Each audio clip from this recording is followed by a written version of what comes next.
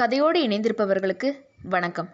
இன்னைக்கு நாம கல்கி அவர்களுடைய பொய்மான் கரடு அப்படின்ற நாவலை பற்றி பார்க்க போகிறோம். அத்தியாயம் 6. நெருப்புன்ற சத்தத்தை கேட்டு மூளை குழம்பி நின்று செங்கோடனுக்கு சட்டுன்னு தான் செய்ய வேண்டியது என்னன்னு ஞாபகம் வந்துருச்சு. சினிமா பார்த்தவங்க எல்லாரும் கூடாரத்துலேருந்து வெளியே போக முயற்சி செஞ்சப்போ செங்கோடன் அதுக்கு மாறா கூடாரத்தோட பின்பக்கம் நோக்கி ஓடினான். வழியில் அங்கங்கே நின்றுட்டு இருந்த ஜனங்களை எல்லாம் இழுத்து தள்ளிட்டு பின்னாடி நாற்காலிகள் போட்டிருந்த இடத்த அடைஞ்சான். நெருப்புன்ற கூச்சல் எழுந்ததுமே மின்சார இயந்திரத்தை எல்லாம் நிறுத்திட்டாங்க. அதனால் கூடாரத்துக்கு வெளியே இருந்த விளக்குகள் எல்லாம் அணைஞ்சு போயிருந்துச்சு. எங்கேயோ ஒரு மூலையில் டிக்கெட் விற்பனை செய்கிற இடத்துல நெருப்பு பற்றி இருந்ததுனால உண்டான மங்கலான வெளிச்சம் மட்டும்தான் தெரிஞ்சுது. அந்த இடத்த சுற்றிலும் ஏகப்பட்ட ஜனங்கள் கும்பலாக கூடி நின்று காய்ச்சி மூச்சுன்னு சத்தம் போட்டுட்டு இருந்தாங்க. அந்த இடம் செங்கோடனோட கவனத்தை ஒரு கணம் ஈர்த்தது. ஆனால் ஒரு கணம் மட்டும்தான் தடுமாறினான். உடனே அவன் எதுக்கு இவ்வளோ அவசரமாக ஓடி வந்தான் அப்படின்ற காரணத்தை ஞாபகப்படுத்திக்கிட்டான். அவன் நின்ன இடத்துல அங்கும் இங்குமா சிலர் ஓடிட்டு இருந்தாங்க. அவங்களில் பெண் பிள்ளைகளும் இருந்தாங்க, ஆண்களும் இருந்தாங்க. அவங்களில் குமாரி பங்கஜா இருக்காளா? அவளை இந்த இருட்டில் எப்படி தேடி கண்டுபிடிக்கிறது அப்படின்னு யோசிச்சுட்டே இருந்தான். ஓடிட்டு இருந்தவங்களில் ஒரு பெண் இவன் மீது இடிச்சிட்டா. செங்கோடன் அவளோட தோலை பிடிச்சு நிறுத்தி முகத்தை உத்து பார்த்தான். அதிர்ஷ்டன்னா இதெல்லாம் அதிர்ஷ்டம். கும்பிட போன தெய்வம் குறுக்க வந்தது மாதிரி குமாரி பங்கஜா தான் அவன் மேலே இடித்ததே. அதை பார்த்ததும் செங்கோடன் ரொம்ப சந்தோஷப்பட்டான். அவளை காப்பாற்றுறதுக்கு வழி என்ன? தூரத்தில் தெரிஞ்ச நெருப்பு அப்போ குப்புன்னு பற்றி பெரிய நெருப்பாகிறது போல தோன்றுச்சு. செங்கோடன் மீது முட்டிட்ட பங்கஜாவோ அவன் யாருன்னு தெரியாமல் ஐயோ ஐயோ என்னை விடு அப்படின்னு அலர்னான். நான் தான் ராஜா செங்கோட கவுண்டன், பயப்படாத, நான் உன்னை காப்பாற்றுறேன் அப்படின்னு சொல்லிட்டு சின்ன குழந்தைய தூக்குறது போல செங்கோடன் குமாரி பங்கஜாவை தூக்கிட்டு கூடாரத்துலேருந்து வெளிப்பக்கம் நோக்கி ஓடினான். குமாரி பங்கஜாவோ கால்களை உதச்சா, கீழே குதிக்க முயன்றா. ஆனால் ஒன்றுமே பலிக்கலை. செங்கோடனோட இரும்பு கைகள்லேருந்து அவளால் தப்பவே முடியல. கூடாரத்துக்கு வெளியில் அவளை கொண்டு வந்ததும் செங்கோடன் தானாகவே அவளை கீழே இறக்கி விட்டான். பயப்படாத, நான் இருக்கும்போது பயம் எதுக்கு அப்படின்னா. அதுக்கு பதிலாக குமாரி பங்கஜா அவனோட வலது கன்னத்தில் ஓங்கி ஒரு அறை விட்டா. ரொம்ப பலசாலியான செங்கோடனுக்கு அந்த அடியினால் வலிக்கலை. ஆனால் நெஞ்சில் கொஞ்சம் வலிச்சுது. அவனுக்கு ஒன்றுமே புரியல. கன்னத்தை தடவிட்டே நின்னான். திடீர்னு கூடாரத்துக்கு வெளியே விளக்குகள்லாம் பிரகாசமாக எரிய தொடங்குச்சு. தன்னோட எதிரில் நிற்கிறதும் தன்னோட கன்னத்தில் அரைஞ்சதும் குமாரி பங்கஜாதான்றத செங்கோடன் இன்னொரு தடவை நல்ல வெளிச்சத்தில் பார்த்து சந்தேகம் இல்லாமல் தெரிஞ்சிட்டான். அதை பற்றி அவளை கேட்கணும்னு நினச்சான். உன் உயிரை காப்பாற்றி உன்னோட உடம்புல நெருப்பு காயப்படாமல் தப்பிக்க வச்சேன். அதுக்கு நீ எனக்கு கொடுத்த பரிசு கன்னத்தில் அறதானா அப்படின்னு கேட்கணும்னு நினச்சான். ஆனால் வாயில் வார்த்தை ஒன்றுமே வரல. பங்கஜாவோட முகத்தை பார்த்துக்கிட்டே பிரம்ம பிடிச்சவன் போல நின்றுட்டுருந்தான். அப்போதான் குமாரி பங்கஜா அவனை உத்து பார்த்தா. ஓஹோ, நீயா? நீதானா இப்படிப்பட்ட அக்கிரமம் பண்ணன? இப்படி பண்ணலாமா அப்படின்னா. செங்கோட அதுக்கு பதில் சொல்கிறதுக்குள்ளே பங்கஜா பங்கஜா அப்படின்ற குரல் கேட்டுச்சு. இதோ இருக்கே அண்ணா.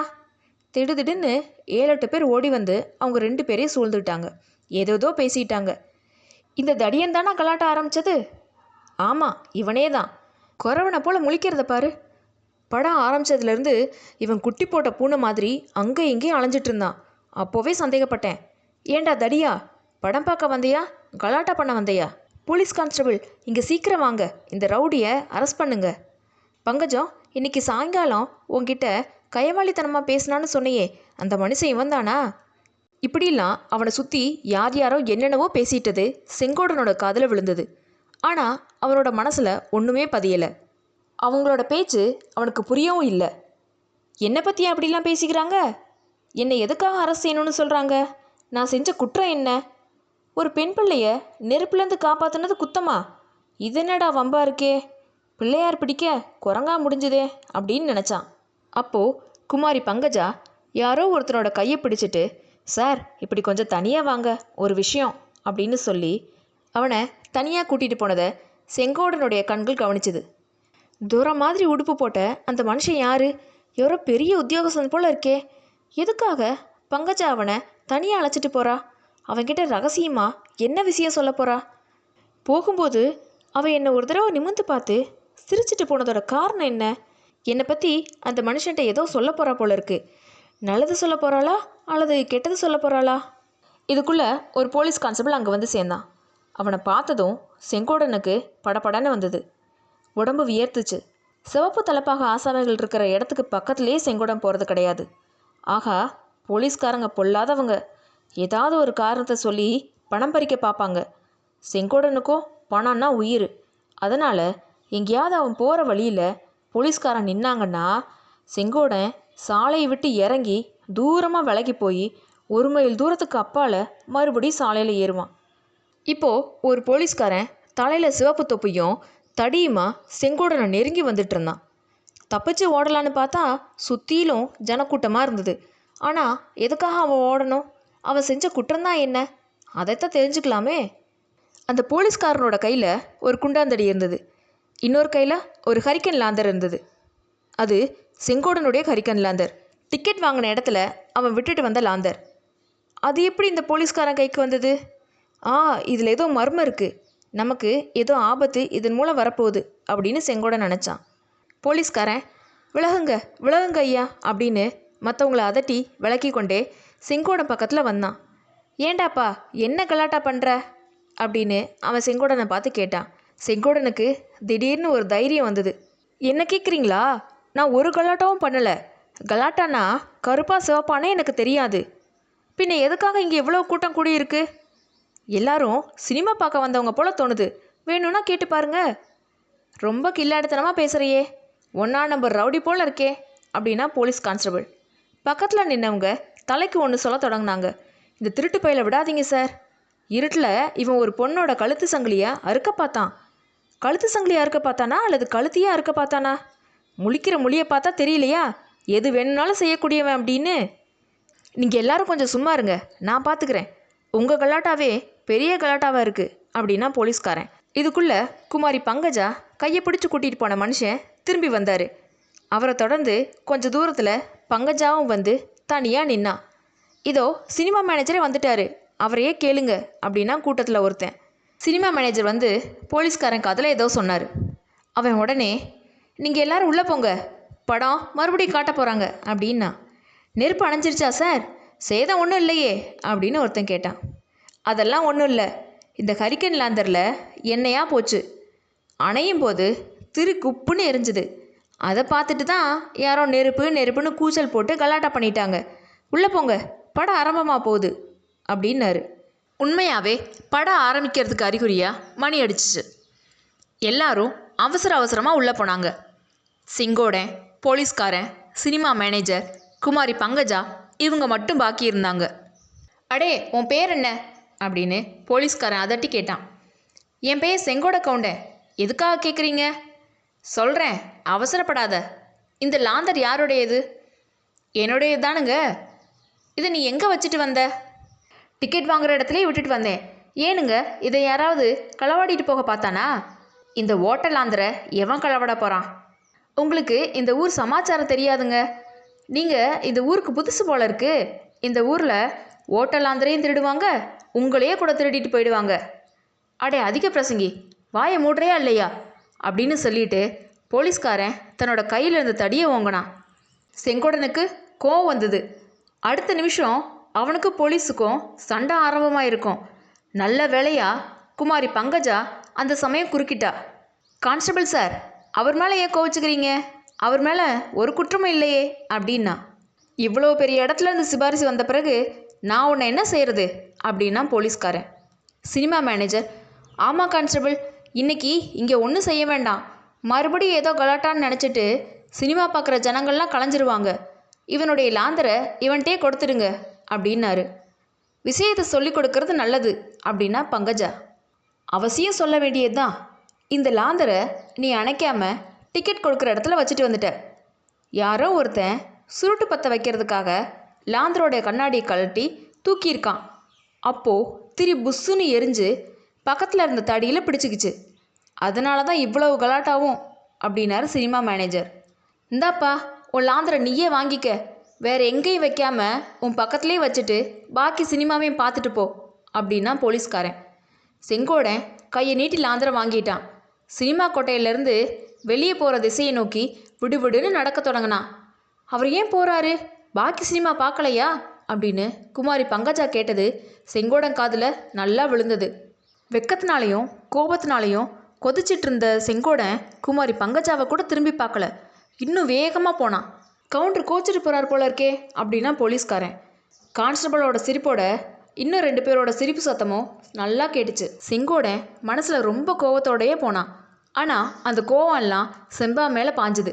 சும்மா இருந்தவனை கிளப்பி விட்டு கட்டாயம் போய் இந்த அழகான சினிமாவை பார்த்துட்டு வா அப்படின்னு சொன்னால, அவள் பேச்சை கேட்டுட்டு நானும் புறப்பட்டு வந்தேன் பாரு. 2 கால்னாவை தண்டமாக தொலைச்சேன்ல. ஒரு பெண் பிள்ளையோட பேச்சை கேட்டு வந்த எனக்கு இதுவும் வேணும் இன்னமும் வேணும் அப்படின்னு செங்கோடன் தன்னோட மனசுக்குள்ளேயே சொல்லிட்டான். அத்தியாயம் 7. மறுநாள் காலையில் செங்கோடன் வழக்கத்தை காட்டிலும் அதிக உற்சாகத்தோட கேணியிலேருந்து வயலுக்கு தண்ணீர் இறைச்சிட்டு இருந்தான். மாடுகளை சக்கையாக வேலை வாங்கினான். ட்ரெயின்னு அவன் மாடுகளை தட்டிய சத்தம் 1/2 மைல் தூரத்துக்கு கேட்டுச்சு. செங்கோடனோட உள்ளமோ அடுப்பில் வச்ச சோத்து பானை போல் அடிக்கடி கொதிச்சுக்கிட்டே இருந்துச்சு. குமாரி பங்கஜாவை பற்றி அடிக்கடி நினைவு வரத்தான் செஞ்சுது. அதோடு அவளை பார்த்த இடமான அரச மரமும் அதுக்கு பின்னால் இருந்த பொய்மான் கரடு கண் முன்னால் வந்துச்சு. பொய்மானை தேடி போகிறத பற்றி பெரியவங்க எத்தனையோ கதை சொல்லுவாங்களே, அது என்னோட விஷயத்தில் சரியாக போயிடுச்சுல்ல. இத்தனை நாளாக என்னை விரும்பி கட்டிக்க காத்துட்டு இருந்த செம்பாவை விட்டுட்டு அந்த பெண் பின்னாடி என் மனசு போச்சு இல்லையா, அதுக்கு சரியான தண்டனை கிடச்சிருச்சு. எல்லார் முன்னாலேயும் அவமானப்பட நேர்ந்துருச்சுல்ல. போதும் போதும், இந்த ஜென்மத்துக்கு இது போதும் அப்படின்னு செங்கோடன் நினச்சான். செங்கோடனோட உள்ள கொதிப்பை அதிகப்படுத்தும்படியான காரியங்கள் அன்னைக்கு காலையிலேருந்து ஒன்று பின்னாடி ஒன்றா நடந்துகிட்டே இருந்தது. வயலுக்கு தண்ணீர் பாய்ச்சறதுக்காக ஒரு சிறுவனை செங்கோடன் தேவைப்படும் போது கூலிக்கு வச்சுக்கிறது வழக்கம். அந்த பையன்தான் முதல்ல அவனோட வயிற்றுச்சலை கிளப்ப ஆரம்பித்தான். என்ன ஏசமா, நேற்று சினிமா கொட்டகையில் ஏதோ கலாட்டாவாமே அப்படின்னு அந்த பையன் மேலே பேசுறதுக்குள்ள செங்கோடன் அவனோட தலையில் பலமாக ஒரு குட்டு குட்டி, போடா படவா ராஸ்கோல், சினிமாவான் கலாட்டாவான், ஓடி போய் மடையை சரியாக வெட்டி விடு, இங்கே வம்பு பேசிட்டு நின்னையோ மண்வெட்டியால் உன்னை ஒரே வெட்டா வெட்டிடுவேன் அப்படின்னா. என்னங்க இன்னைக்கு இவ்வளோ கோவம், போலீஸ்காரங்கிட்ட பூசை வாங்கிட்டது நெசந்தான் போல இருக்கு அப்படின்னு சொல்லிக்கிட்டே தன்னை அடிக்க வந்த செங்கோடன்கிட்ட அகப்படாமல் ஓடி தப்பிச்சிட்டான். அப்புறம் கிராமத்துலேருந்து ஒவ்வொருத்தராக வர தொடங்கினாங்க. வேறு வழியாக போக வேண்டியவங்க கூட செங்கோடனை பார்த்து விசாரிச்சுட்டு போகலான்னு அந்த பக்கம் வந்தாங்க. ஆனால் செங்கோடன் அவங்களோட விசாரணை விஷயத்தில் அவ்வளோ உற்சாகம் காட்டவே இல்லை. என்னப்பா செங்கோடா? ஓஹோ, நீங்கள் தானா? எப்போ வந்தீங்க? கவனிக்கவே இல்லையே. எங்களெல்லாம் நீ கவனிப்பையா? பெரிய மனுஷனாக போயிட்ட. அதுதான் தெரிஞ்சிருக்கே, பின்ன எதுக்காக வந்தீங்க? நேற்று ராத்திரி சினிமா கொட்டகையில் ஏதோ கலாட்டான்னு சொன்னாங்க, அதை பற்றி கேட்கலான்னு வந்தேன். அதை பற்றி என்ன கேட்கலான்னு வந்தீங்க? அது நெசமா? என்னதான் நடந்ததுன்னு கேட்குறதுக்கு தான். நெசமில்லாதது உங்கள் காதில் வந்து விழுமா? ட்ரை ட்ரை, சுத்த சோம்பேறி மாடு. நீயும் வெறும் வம்பு கேட்டுட்டா நிற்கிற? வேலை வெட்டி இல்லாத பெரிய மனுஷங்க தான் வம்பு பேசுகிறதுக்காக வர்றாங்க. உனக்கு என்ன கேடு? Try try. இப்படி மாட்டை திட்டுறது போல வம்பு பேச வந்தவங்களெல்லாம் திட்டி செங்கோட அனுப்பிட்டு இருந்தான். கடைசியாக ஒரே ஒரு ஆசாமிகிட்ட மட்டும் அவனோட ஜம்பம் பழிக்கலை. அன்னைக்கு செம்பா வராமல் இருந்தால் நல்லதுன்னு செங்கோட நினச்சிட்டு இருந்தான். தனக்கு மனசு சரியில்லாத நிலையில் தாறுமாறாத ஏதாவது பேசிட்டா என்ன செய்யுதுன்னு அவனுக்கு ஒரே கவலையாக இருந்தது. ஆனால் நம்ம விரும்பினபடி இந்த உலகத்தில் என்னதான் நடக்குது? செம்பா வழக்கமாக தன்னோட அப்பாவுக்கு சோறு கொண்டு போகிற வழியில் செங்கோடன் கேணிக்கு வந்து சேர்ந்தா. செங்கோடன் அவளை ஒரு தடவை நிமிர்ந்து பார்த்துட்டு மறுபடியும் மாட்டை ஓட்ட தொடங்கினான். செம்பா கொஞ்ச நேரம் நின்று பார்த்தா. செங்கோடன் அவளை பார்த்தும் பேசாமல் இருக்கவே அவளுக்கு ரொம்ப கோவம் வந்துருச்சு. ஓஹோ, அதுக்குள்ளே இவ்வளவு ராங்கி வந்துருச்சா? என்னை பார்த்து பேசக்கூட பிடிக்காம போயிடுச்சோ? ஒரே நாளில் இப்படியா? சரி, நான் போயிட்டு வரேன் அப்படின்னா செம்பா. போவானேன், அப்புறம் திரும்பி வருவானேன் அப்படின்னா செங்கோடன். நான் திரும்பி வந்தா உனக்கு இனிமேல் பிடிக்காது தான். ஒரே போக்கா நான் தொலைஞ்சு போயிட்டா உனக்கு ரொம்ப சந்தோஷமாக இருக்கும் இல்லையா? எதுக்காக இவ்வளோ கோவம்னு தெரியலையே. இப்போ என்ன வந்துருச்சு? நேத்திக்கு இந்த நேரத்தில் தான் எல்லாம் பேசி முடிவு செஞ்சிட்டோமே. நேற்று சங்கதி நேத்தோட போயிடுச்சு. இன்னைக்கு என்ன? எல்லாம் எனக்கு தெரியும். என்கிட்ட மறைக்கலான்னு பார்க்காத. என்னத்தை நான் செஞ்சிட்டேன்? என்னத்தை உங்ககிட்ட மறைக்க போகிறேன்? ஏ ஆத்தாடி, நேற்று சாயங்காலம் அரச மரத்தடியில் நீ அந்த பெண் பிள்ளையை பார்த்து இழிச்சிட்டு நின்னது, அப்புறம் சினிமாவில் அவளை தூக்கிட்டு ஓடினது எல்லாம் எனக்கு தெரியாத நான் நினச்சிட்டேன். செங்கோடனோட மனசில் சுருக்குன்னுச்சு, முகத்தில் அசடு வலிஞ்சுது. இருந்தாலும் ஒரு வாரம் சமாளிச்சுக்கிட்டு நேற்றுக்கு சங்கதி நேத்தோடு போயிடுச்சுன்னு நீ தானே கொஞ்ச நேரத்துக்கு முன்னாடி சொன்ன அப்படின்னா. நம்மோட பேச்சை பற்றியில் சொன்னேன். அந்த பெண் பிள்ளைய அப்படி நேற்றுக்கு சங்கத்தின்னு விட்டு விடுவாளா என்ன அப்படின்னு செம்பவளவள்ளி அந்த பொண்ணை திட்டினா. இந்தா இதோ பாரு, என்ன நீ என்ன வேணாலும் சொல்லிக்கோ, என் முட்டாள்தனத்துக்கு வேண்டியதான்னு ஒத்துக்கிறேன். ஆனால் அந்நிய பெண் பிள்ளைய இப்படி கண்ணா பின்னான்னு பேசாத, நாக்கு அழுகி போயிடும் அப்படின்னா செங்கோடன். ஏன் நாக்கு எதுக்காக அழுகணும்? பொய் சொல்கிறவங்க நாக்கு அழுகட்டும். அவள் அந்நிய பெண் பிள்ளையாக இருந்தால் இங்கே எதுக்காக பட்டப்பகலில் உன்னை தேடிட்டு வர்றா? பட்டிக்காட்டு மனுஷன் வயலுக்கு தண்ணீர் இறைக்கிற இடத்துல பட்டணத்து சீமாட்டிக்கு என்ன வேலை அப்படின்னு கேட்டா செம்பா. செம்பா என்ன வளர்ற? பட்டணத்து சீமாட்டியாவது இங்கே என்ன தேடிட்டு வர்றதாவது? எப்போ வந்தா? ஒரே பொய்யா சொல்கிறையே. நான் புழுகுனா என் நாக்கு அழுகி போட்டோம், என் தலையில் இடி விழட்டும். நீ சொல்கிறது பொய்யா இருந்தா? ஐயோ, எதுக்காக இப்படிலாம் கோரமான சபதத்தை செய்கிற? இங்கே இந்த மேட்டில் நீயே ஏறி வந்து பார்த்துக்க, வர்றாளா இல்லையான்னு. நான் இந்த சமயம் வந்தது உனக்கு ஏன் பிடிக்கலன்னு இப்போல்லாம் தெரியுது. பூஜை வேலையில் கரடி புகுந்தது போல் நான் வந்துட்டேன்ல. யாராவது காலில் விழுந்து கேட்டுட்டாலும் இங்கே ஒரு நிமிஷம் கூட நான் நிற்க மாட்டேன். நீயும் அவளும் கழுத்தில் கல்லை கட்டிட்டு கிணத்துல விழுந்தாலும் சரிதான். செம்போட வார்த்தைகள் செங்கோட மனசில் ஒரு ஆசையும் ஒரு நம்பிக்கையும் உண்டு பண்ணுச்சு. கொஞ்சம் பயமும் ஆவலும் கூட இருந்தது. செங்கோடனும் கிணத்துக்கரை வாய்க்கால் மேட்டில் ஏறி பார்த்தான். செம்பா சொன்னது உண்மைதான். கொஞ்சம் தூரத்தில் குமாரி பங்கஜா வந்துட்டு இருந்தா. ஆனால் தனியாக வரல. அவளுக்கு 2 பக்கத்துலேயும் 2 ஆண் பிள்ளைகள் வந்துட்டு இருந்தாங்க. அவங்க சினிமா கொட்டகையில் செங்கோட அரைகுறையாக பார்த்த அதே மனுஷங்க தான்னு தோணுச்சு. செங்கோட முகத்தில் அவனையும் அறியாமல் ஒரு மலர்ச்சி, ஒரு புன்னகை தோணுச்சு. அதோட கொஞ்சம் அசடும் வலிஞ்சுது. செம்பா அதை பார்த்து பொங்கனா. அடே அப்பா, சந்தோஷத்தை பாரு, வாயிலுள்ள அத்தனை பல்லும் தெரியுதே அப்படின்னா. அவங்க வேற எங்கேயாவது போகிறாங்களோ என்னவோ, என்னை பார்க்கத்தான் வர்றாங்கன்னு எதனால் சொல்கிற அப்படின்னா செங்கோடன். எல்லாம் எனக்கு தெரியும் கவுண்டா, பாம்போட காலு பாம்புக்கு தெரியும். பின்ன எதுக்காக அந்த அள்ளிராணி இந்த காட்டுலேயும் மேட்லேயும் நடந்து வர்றா? ஒன்று சொல்கிறேன், அதை மட்டும் மனசில் நல்லா பதிச்சு வச்சுக்க. நல்லா தீட்டி கூறாக்கி ஒரு கத்தி வச்சுருக்கேன். சமயம் பார்த்துட்ருக்கேன். அந்த கத்தியால் குத்தி கொன்று விட போகிறேன். அப்படி செய்யாட்டா என் பேர் செம்பா இல்லை, என் பேரே மாற்றி கூப்பிடு அப்படின்னா. செம்பா, எதுக்காக இந்த மாதிரி கொடுமையான வார்த்தையெல்லாம் சொல்கிற? அந்த பொண்ணு உன்னை என்ன செஞ்சா? நான் தான் அப்படி என்ன செஞ்சிட்டேன்? அவள் என்ன செஞ்சாளா? நீ என்ன செஞ்சியா? 2 பேரும் கோவலன் மாதவி நாடகம் நிஜமாவே நடத்த பார்க்குறீங்க. ஆனால் நான் கண்ணகியை போல் பொறுத்துட்ருக்க மாட்டேன். என்னோட பாட்டன் 9 பேரை கொலை செஞ்சுட்டு எல்லா கொலைக்கும் ஒரே தூக்கு மேடை தானே அப்படின்னு சொன்னவன். தெரியும்ல, அவனோட ரத்தம் என் உடம்புலேயே ஓடுது அப்படின்றத மனசில் வச்சுக்க. இப்படி சொல்லிட்டு செம்பா விடுவிடுன்னு வேற பக்கமாக நடந்து போனான். குமாரி பங்கஜாவும் மற்ற 2 பேரும் கேணியை நெருங்கி வந்துட்டு இருந்தாங்க. செங்கோடன் கேணிக்கரையில் மடித்து வச்சிருந்த பட்டு சட்டையை அவசர அவசரமாக எடுத்து போட்டுட்டான். அத்தியாயம் 8. செங்கோடன் அவசர அவசரமாக சட்டையை போடும்போது அது கிழிஞ்சிருச்சு. அதை கீழே பள்ளத்துலேருந்து மேலே கேணிக்கரைக்கு வந்தவங்க பார்த்துட்டாங்க. அவங்க தங்களுக்கு வந்த சிரிப்பை அடக்கிக்க முயற்சி பண்ணாங்க. அடக்க முடியாமல் சிரிப்பு அவங்களே மீறி வந்துருச்சு. செங்கோடனும் அவங்களோட சேர்ந்து சிரித்தான். வந்தவங்களில் ஒருத்தன், கவுண்டர் சார், உங்களோட தங்க திருமேனிக்கு சட்டை இல்லாட்டா என்ன? நாடறிஞ்ச பாப்பானுக்கு பூணூல் எதுக்கு அப்படின்னா. அதுக்குள்ளே இன்னொருத்தன், என்னப்பா எஸ்ராஜ், நம்மோட ஜமீன்தார் செங்கோட கவுண்டரை பஞ்சாங்க பிராமணனோடு ஒப்பிட்டு பேசுகிறையே அப்படின்னா. அழகாத்தான் இருக்கு. ராஜா செங்கோட கவுண்டரை நீங்கள் 2 பேரும் சேர்ந்து வெறும் ஜமீன்தார் ஆக்கிட்டீங்களே. இன்னும் கொஞ்சம் நேரம் போனால் அவரோட 10 ஏக்கரா நிலத்தையும் பிடுங்கிக்குவீங்களோ என்னவோ அப்படின்னா பங்கஜா. அவங்க பிடுங்கிக்கிட்டா நான் விட்டுடுவேனா? என் உயிர் இருக்க வரையில் அது முடியாத காரியம் அப்படின்னா செங்கோடன். பங்காரு பார்த்தையா, நாம் என்னவோ தமாசா சொல்ல போக கவுண்டரு அவரோட நிலத்தை பிடுங்கிக்க தான் நம்ம வந்திருக்கோன்னு நினச்சிக்கிட்டாரு அப்படின்னா எஸ்ராஜ் அப்படின்ற சுந்தர்ராஜன். கவுண்டர் சார், அப்படியெல்லாம் ஒன்றும் தப்பாக நினச்சிக்க வேண்டாம். முக்கியமாக உங்களுக்கு நன்றி சொல்லிட்டு போகிறதுக்கு தான் வந்தோம் அப்படின்னா பங்காருசாமி. எனக்கு நன்றி சொல்ல வந்தீங்களா? அது எதுக்கு அப்படின்னா செங்கோடன். இந்த லேடியை நேற்றுக்கு நீங்கள் காப்பாற்றினீங்கல்ல, அதுக்கு தான். அந்த அம்மாளையா நானா காப்பாற்றினேன்? நல்லா விளக்கமாக சொல்லுங்க. நேற்று ராத்திரி நடந்தது ஒன்றும் எனக்கு ஞாபகம் இல்லை, மூளை குழம்பி கிடக்குது அப்படின்னா செங்கோடன். அது என்ன அப்படி சொல்கிறீங்க? நேற்றுக்கு சினிமா கூடாரத்தில் நெருப்பு பிடிச்சிச்சில்ல? நெருப்பு பிடிச்சிச்சா என்ன? நீங்கள் எல்லாருமா சேர்ந்துட்டு நெருப்பு பிடிக்கவே இல்லை அப்படின்னீங்க. அந்த போலீஸ்காரன் ஒருத்தன் வந்தானே, அவனுக்காக அப்படி சொன்னோம். இல்லாட்டா நெருப்பு ஏன் பிடிச்சது, என்னம்மா பிடிச்சதுன்னு 1000 கேள்வி கேட்பான். அப்புறம் நெருப்பு பிடிச்சதுக்கு காரணமாக இருந்தவனை அரெஸ்ட் செய்யணும்னு சொல்லுவான். உங்களை அப்படிலாம் நாங்கள் காட்டி கொடுத்துடுவோமா? நெருப்பு பிடிச்சது என்னவோ வாஸ்தவம்.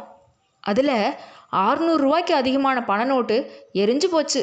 எத்தனை ரூபா அப்படின்னு செங்கோடன் 1 மைல் தூரத்துக்கு கேட்குற மாதிரி சத்தமாக கேட்டுட்டு திறந்த வாய் மூடாமல் நின்றுட்டு இருந்தான். ஆமாம், 600 ரூபாய்க்கு அதிகம். நேத்திக்கு 2 வேளை சினிமாவில் டிக்கெட் வசூல் செஞ்ச அவ்வளவும் போயிருச்சு. என்னையா அதிசயமாக இருக்குது, ஒரு நாளைக்கு 600 ரூபாயா?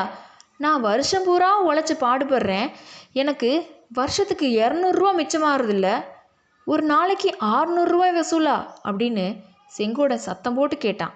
600 ரூபா ஒரு பிரமாதமா? பார்த்துட்டே இருங்க, இந்த அம்மாவை நாங்கள் சினிமாவில் சேர்த்து விட போகிறோம். அப்போது ஒரு நாளைக்கு 2000 ரூபா வசூலாகும். ஒரு தேட்டரில் 2000 ரூபா. இந்த மாதிரி 200 தேட்டரில் தினம் 2000 ரூபாய்க்கு மேலே வசூலாகும். அடே அப்பா அப்படின்னு செங்கோடன் அதிசயத்தோட குமாரி பங்கஜாவை பார்த்தான்.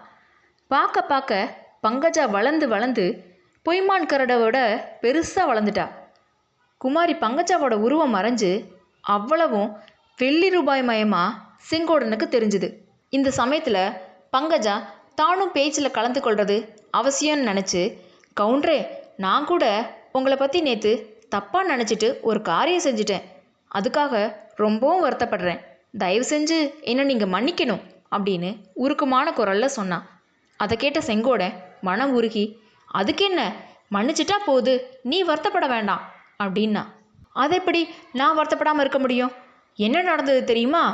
இருட்டில் யாரோ ஒருத்தன் என் கழுத்து சங்கிலியை அறுக்க பார்த்தான். அதனால தான் நான் அப்படி ஓடி உங்கள் மேலே முட்டிக்கிட்டேன். நீங்கள் என்னை பலவந்தமாக தூக்கிட்டு போகவே திருடன் நீங்கள் தான் நினச்சி கன்னத்தில் அடிச்சிட்டேன்.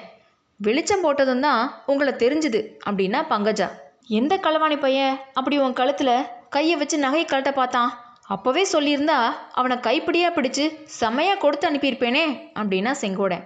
இருட்டில் யாருன்னு தெரியல, தெரிஞ்சிருந்தா சொல்லியிருப்பேன் அப்படின்னா பங்கஜா. சினிமாவில் இதுதான் ஒரு கெடுதல், விளக்கை அணைச்சிட்டு இருட்டாக செஞ்சிட்றாங்க. விளக்கை போட்டுட்டு சினிமாவை காட்டினா என்ன? பணம் கொடுத்து வந்தவங்க இன்னும் நல்லா பார்க்கலாம்ல. இதை கேட்ட 3 பேர் சிரித்தாங்க. அந்த சிரிப்பு எதுக்காகன்னு செங்கோடனுக்கு விளங்கலை. ஆனால் அவனும் அவங்களோட சேர்ந்து சிரித்தான். சரி யஸ்ராஜ், நம்ம வந்த காரியம் ஆயிடுச்சு, புறப்படலாமா அப்படின்னு கேட்டான் பங்காரு. அதுக்குள்ளே என்ன அவசரம், இன்னும் கொஞ்ச நேரம் இருந்துட்டு போங்க அப்படின்னு செங்கோட உபசரித்தான். எனக்கு இந்த இடம் ரொம்ப பிடிச்சிருக்கு. கேணிக்கரையும் தென்னை மரமும் பசேல்னு நெல்வயலும் சோளக்கொள்ளையும் பார்க்க எவ்வளோ அழகாக இருக்குது. சினிமாவில் காதல் காட்சி எடுத்தால் இப்படிப்பட்ட இடத்துல அல்லவா எடுக்கணும் அப்படின்னா பங்கஜா. அதுக்கு என்ன, நீ சினிமாவில் சேர்ந்து காதல் காட்சி எடுக்கும்போது இங்கேயே வந்து எடுத்துடலாம் அப்படின்னா யஸ்ராஜ். ஆஹா, அதோ கோயில் கூவுது பாருங்க, அடடா என்ன இனிமை, என்ன இனிமை அப்படின்னா பங்கஜா. இந்த பக்கத்து குயில்களே இப்படித்தான், ரொம்ப ரொம்ப இனிமையாக கூவும் அப்படின்னா செங்கோட. அப்படியா, இங்கே நிறைய குயில்கள் இருக்கா? 20-30க்கு மேலே இருக்குது. நான் இங்கே ஒருத்தன் தானே, அவ்வளோ போதுமே. 20-30 குயிலும் ஓயாமல் கூவிக்கிட்டே இருக்குமா? கூவாட்டா யார் விடுவாங்க? தாடையில் 2 அறை கொடுத்து கூவ சொல்ல மாட்டேனா? உங்களுக்கு இஷ்டமான போதெல்லாம் வந்து கேட்கலாம், டிக்கெட் கிடையாது அப்படின்னா செங்கோட. பாத்தியா யஸ்ராஜ், கவுண்டர் எவ்வளோ வக்கனையாக பேசுகிறாரு அப்படின்னா பங்காரு. நீங்கள் என்னமோ குயில் கீழ்னு பிராணனை விடுறீங்க. ஏற்கனவே வெயிலில் வந்ததில் எனக்கு தாகமாக இருக்குது. இப்போது தொண்டை அடியோடு வறண்டுருச்சு. ஏதாவது குடிக்கட்டா உயிரே போயிடும் போல் இருக்குது. இதை கேட்டோடனே தான் செங்கோடனுக்கு வந்தவங்களை இத்தனை நேரமும் நிற்க வச்சு பேசுகிறோம், உட்கார சொல்லி உபசாரம் செய்யலேன்றதே ஞாபகம் வந்தது. அடடா, தாகம்னு அப்போவே சொல்லக்கூடாதா? குடிசைக்கு போகலாம் வாங்க, பானையில் தண்ணி நிரப்பி வச்சுருக்கேன், ஜில்லுன்னு குளிர்ச்சியாக இருக்கும் அப்படின்னா செங்கோட. கவுண்டரே, குடிசைன்னு சொல்லாதீங்க, அரண்மனைன்னு சொல்லுங்க அப்படின்னா யஸ்ராஜ். குடியானவனுக்கு அவன் குடியிருக்கிற குடிசை தான் அரண்மனை, அதில் சந்தேகம் என்ன அப்படின்னா பங்காருசாமி. இந்த கிணத்து தண்ணீரை சாப்பிட்லாமே, அங்கே போவானே அப்படின்னா பங்கஜா. இல்லை இல்லை, கிணத்து தண்ணி இறைச்சி கலங்கி போயிடுச்சு. காலையிலேயே தெளிவாக தண்ணி எடுத்து பானையில் கொட்டி வச்சுருக்கேன். வாங்க வாங்க, உங்களை போன்றவங்க இங்கே வர்றதுக்கு நான் கொடுத்து வச்சுருக்க வேண்டாமா அப்படின்னா செங்கோடன். சரி, அப்படின்னா போகலாம், ராஜா செங்கோட கவுண்டரோட அரண்மனையும் பார்த்து வைக்கலாம் அப்படின்னா பங்காரு. எல்லாரும் குடிசைக்கு போனாங்க. வாசல்ல குறுகலான திண்ணை ஒன்று இருந்தது. செங்கோடன் கயிற்றுக்கட்டிலையும் பழைய பாய் ஒன்றையும் எடுத்து போட்டு, உட்காருங்க, இதோ தண்ணி கொண்டு வர்றேன் அப்படின்னா. வேண்டாம் வேண்டாம், அவ்வளவு சிரமம் உங்களுக்கு எதுக்கு, நான் எடுத்துகிட்டு வந்து கொடுக்குறேன் அப்படின்னு சொல்லிட்டே பங்கஜாவும் உள்ளே நுழைஞ்சா. அவளை தொடர்ந்து மற்ற 2 பேரும் குடிசைக்குள்ளே வந்தாங்க. செங்கோடனுக்கு வெட்கமாக இருந்தது. சட்டியும் பானையும் சுத்தம் செய்யாத சாம்பல் குவிந்த அடுப்பும் அழுக்கு துணியும் மூளைக்கு மூளை தானிய மூட்டைங்களும் மண்வெட்டியும் அருவாளும் தவிடும் பின்னாக்குமா இருந்த அந்த குடிசையை பார்த்து இந்த பட்டணத்து சீமாங்களும் சீமாட்டியும் என்னென்னு நினச்சிக்குவாங்க, இவங்க வரப்போகிறது தெரிஞ்சிருந்தா குடிசையை சுத்தப்படுத்தி வச்சிருக்கலாமோ அப்படின்னு நினச்சான். பங்கஜா உள்ளே நுழையும் போதே, அடடா இங்கே எவ்வளோ குளிர்ச்சியாக இருக்குது, வெளியில் வெயில் கொளுத்தி ஒரே உஷ்ணமாக இருக்குது, இங்கே ஊட்டி கொடைக்கானல் மாதிரி ஜில்லுன்னு இருக்குது, ஓட்டு வீட்லேயும் மச்சு வீட்லேயும் என்ன சுகம் இருக்குது, கூரை வீட்டுக்கு சமம் வேறு ஒன்றுமே கிடையாது அப்படின்னு சொல்லிகிட்டே வந்தா. அதுக்கு என்ன சந்தேகம் அப்படின்னாங்க மற்ற 2 பேரும். செங்கோடன் எல்லாரும் சேர்ந்தா போல் உள்ளே வந்தால் இங்கே நிற்கிறதுக்கு கூட இடம் கிடையாது அப்படின்னா. அழகாக இருக்குது, வேண்டிய இடம் இருக்கே, ஆனந்தபவன் பங்களா மாதிரி எல்லாம் இருக்குது அப்படின்னா பங்காரு. மனம் விசாலமாக இருந்தால் இடமும் விசாலமாக இருக்கும் அப்படின்னா குமாரி பங்கஜா. பானையில் ஊற்றி வச்சுருந்த குளிர்ந்த தண்ணீரை செங்கோடன் குவளையில் எடுத்து 3 பேருக்கு கொடுக்க வந்தான். அப்போது அவனுக்கு ஒரு விசித்திரமான எண்ணம் தோணுச்சு. அதாவது அந்த 2 ஆண் பிள்ளைகளும் குடிசையோட உட்புறத்தை கவனமாக உத்து பார்க்குறாங்களோ அப்படின்ற சந்தேகம் தோணுச்சு. அப்படி என்னத்தை பார்க்குறாங்க, மூளை முடுக்குகளை எதுக்காக உத்து பார்க்குறாங்க, எதுக்காக இப்படி விழிக்கிறாங்க? இந்த பட்டணத்து பேர்வழிகள்கிட்ட கொஞ்சம் ஜாக்கிரதையாகவே இருக்கணும், இந்த காலத்தில் யாரையும் நம்புறதுக்கு இல்லை அப்படின்னு நினச்சான். எல்லாரும் தண்ணி குடித்ததும் வாங்க போகலாம், வெளியில் காற்றாட உட்காரலாம் அப்படின்னு சொல்லிட்டே செங்கோடன் வெளியே வந்தான். பங்கஜாவும் அவன் கூட வந்தா. மற்ற 2 பேரும் மேலும் குடிசைக்குள்ளே இருந்து மூளை முடுக்குகளை குடஞ்சி, இது புண்ணாக்கு, இது நெல் அப்படின்னு ஒருத்தருக்கு ஒருத்தர் சொல்லிகிட்டு இருந்தாங்க. வாங்க வாங்க, அங்கே என்ன இருக்குது பார்க்குறதுக்கு அப்படின்னு செங்கோடன் சத்தம் போடவே 2 பேரும் வெளியில் வந்தாங்க. போகலாமா அப்படின்னா ஒருத்தன், கொஞ்சம் உட்காந்துட்டு போகலாம் அப்படின்னா இன்னொருத்தன். கைத்துக்கட்டில் எல்லாரும் உட்கார்ந்ததும் செங்கோடன், உங்களை ஒன்று கேட்கணும்னு நினச்சிட்ருக்கேன் அப்படின்னா. பேஷா கேளுங்க கவுண்டர்வாள், ஒன்று என்ன 10 வேணாலும் கேளுங்க அப்படின்னா யஸ்ராஜ். இந்த அம்மா உங்கள் 2 பேருக்கும் என்ன வேணுங்க அப்படின்னு கேட்டான். எனக்கு இந்த அம்மாள் தங்கை. நிஜமாவா? முகத்தை பார்த்தா அப்படி தோணவே இல்லையே அப்படின்னா செங்கோடன். என் சொந்த தங்கச்சி இல்லை, சித்தப்பா மக. இந்த யஸ்ராஜ் தடியன் இவளை கல்யாணம் செஞ்சுக்க போகிறான். என்னங்க, என்னால் நம்பவே முடியலையே, இந்த அம்மாளை பார்த்தா தேவலோகத்து ரொம்ப ஊர்வசி மாதிரி இருக்குது, இவரை பார்த்தா ஆமாம் அனுமார் மாதிரி இருக்குது. அதனால் என்ன கவுண்டரே, காதலுக்கு கண் இல்லை அப்படின்னு கேள்விப்பட்டது இல்லையா? கண் இல்லாமல் போனால் போகட்டும், அறிவு கூடமா இல்லாமல் போயிடும் அப்படின்னா செங்கோடன். அப்போ குமாரி பங்கஜா குறுக்கிட்டு, இவங்க சொல்கிறத நீங்கள் நம்பாதீங்க, சும்மாவாது சொல்கிறாங்க, நான் கல்யாணமே செஞ்சுக்க போகிறது இல்லையே, அப்படி செஞ்சுக்கிட்டா என் மனசுக்கு பிடிச்சவரை தான் கல்யாணம் செஞ்சுக்குவேன் அப்படின்னா.